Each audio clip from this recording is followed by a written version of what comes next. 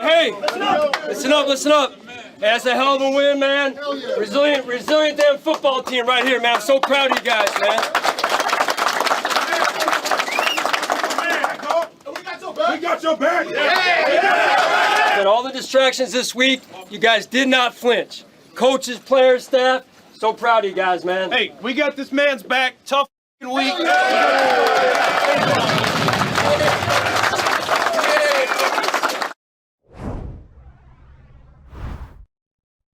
Ooh, that was in the Bills locker room after a monster win at Arrowhead, and now we are joined by Bills cornerback Taron Johnson, fresh off the practice field. Yeah. Look at this. He's got grass stains on the jersey. He's ready just to jump in front and talk some ball.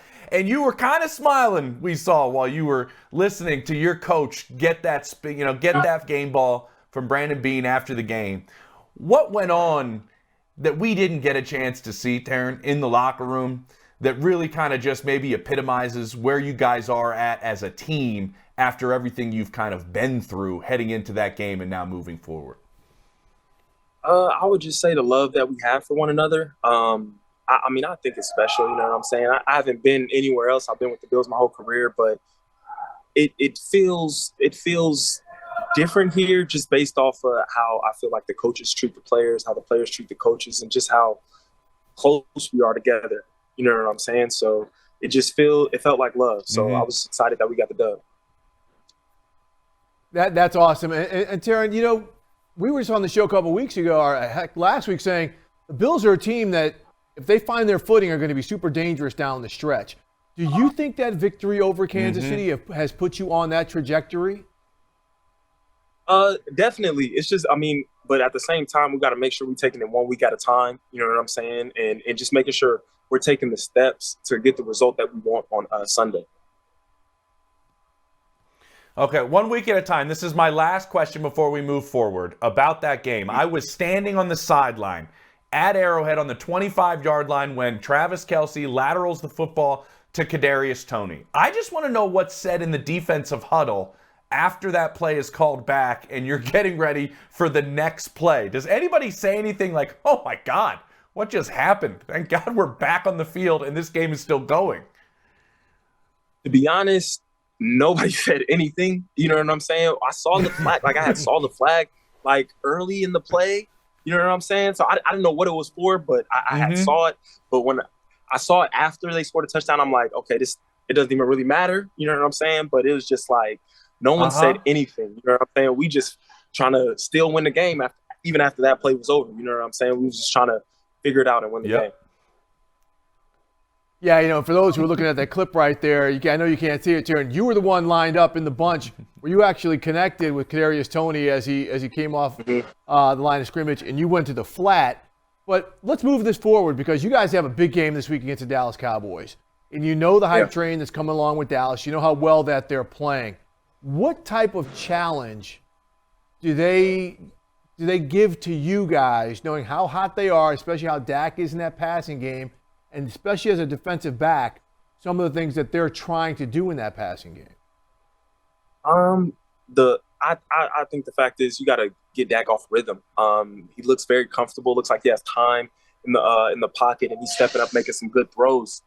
And I feel like the biggest thing is hopefully our D-line just get after him, make him uncomfortable, and I think that'll make a big difference.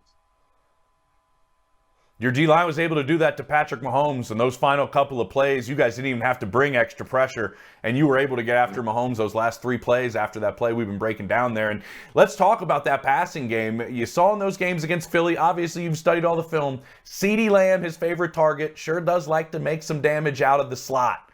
That is a spot that you line up for. What makes CeeDee so dynamic when he lines up inside like that? He's a very smooth route runner. Crafty, you know what I'm saying? He's gonna be able to. He's good at getting space off between him and his defender, and not to mention he's great at making the contested catch. So all those things alone make him a really good receiver. Let me ask this as a defender. You guys, I'm sure, tell me this. How are you guys practicing that Cowboys cadence, that here we go cadence? And it seems like because it's kind of a sing-song type of cadence, really it allows you to know when the ball is going to be snapped and where you exactly have to be at that point? I mean, we just watch tape, just kind of hear it, see what it's like, and not go too hard on the cadence, just basically because they do a lot of different things, not just that same cadence. So it's just like just making sure that we're reading our keys, and I know the D line is going to be paying attention more to that than I'd say the back seven. You guys have had a couple key injuries to your unit, right, Taron? Like to multiple guys that play big roles as a part of your defense. Yeah. But it almost seems like you guys have found a way just not to miss a beat. I know the front's played really well, and getting after the quarterback helps that out. Does that kind of signify your resiliency as a unit when guys like Matt Milano go down and Tre'Davious White go down, and you have that ability to kind of regroup? What does that say about your unit and your defense? You know, I think it says a lot. It also says a lot about the coaches here, the players, the GMs bring in here. It's just the fact that we're not really missing a beat because everyone's locked into the game plan. Everyone is doing extra work after practice. Everyone is just trying to get better. So when your numbers call, you're ready. Taron, I'm in Cincinnati for a game here Saturday, but I spoke to their slot DB, Mike Hilton. And he said his two favorite players to watch are Indy slot corner, Kenny Moore, slot corner / safety, and you. And said the way you play the position and that versatility is how the game should be played. And we've talked some on the show about the slot corner and its importance. Why do you think it's become such a premier position in the NFL? I mean, just the fact that I feel like if you have a guy that can cover a number one receiver and you have a guy that can tackle your best running back in the box, then I feel like that's what I think is valuable. You know what I'm saying? So just having a guy who can cover and tackle and pretty much do everything that you ask him to do, just being a well-rounded football player.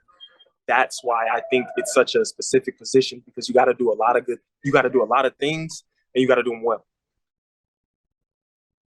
And with that, Taron, like when you have quarterbacks that can extend plays, Dak is playing outside of the pocket more than we've seen over the last couple of years, and you have these quarterbacks that make plays last longer. You have one in your building in Josh Allen. What is it like when you have to man the middle of the field when plays are as long as they are? I mean, it's tough. You know what I'm saying? It's like a play and then a second play. It's like two plays in one. You know what I'm saying? You got to stop the first one, and then you got to stop after the fact. So that after the fact is mainly about willpower and just being in the right position, not letting people get behind you and just plastering your man the whole down. Let's get these slot corners paid, man. Steve. Let's get them paid. Slot corners paid. Exactly, man. I love it. Hey, Taron, when Mike Hilton said that you were one of his favorite players, I was like, right on, because you are really showing how good of a player you are on the biggest stage. We know you're going to be on a big one this weekend. We can't thank you enough for joining us here on the NFL Report. Hey, I appreciate that very much. Thank you, guys.